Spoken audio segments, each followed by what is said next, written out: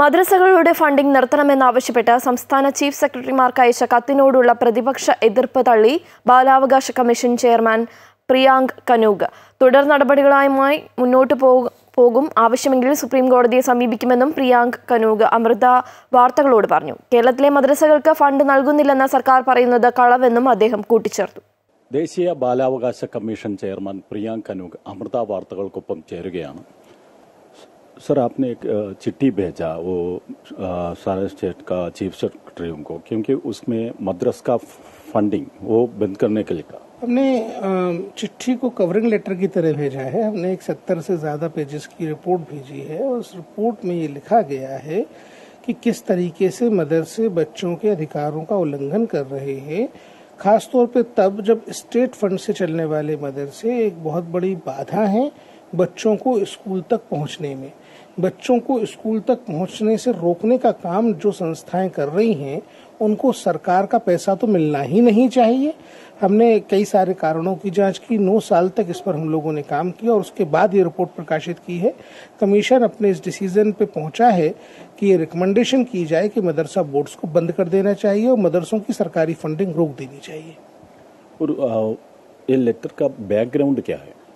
मैंने आपको बताया ना, हमने एक बहुत डिटेल्ड रिसर्च की है और उस 9 साल के शोध में हमको ये पता चला है कि मदरसे जो हैं वो आर्बिट्री मैनर में चल रहे हैं. वहाँ पे इंफ्रास्ट्रक्चर नहीं है, किताबें पढ़ाने के लिए पेडागोजी जानने वाले शिक्षक नहीं है, क्वालिफाइड लोग नहीं हैं.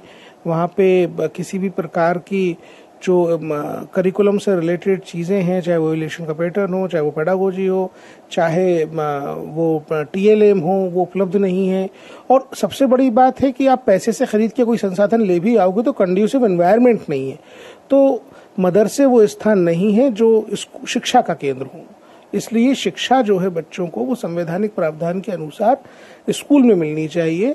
इसलिए सरकार ऐसी किसी संस्था को फंड ना करे जो बच्चों के स्कूल के समय में कोई और गतिविधि करवा रहा है.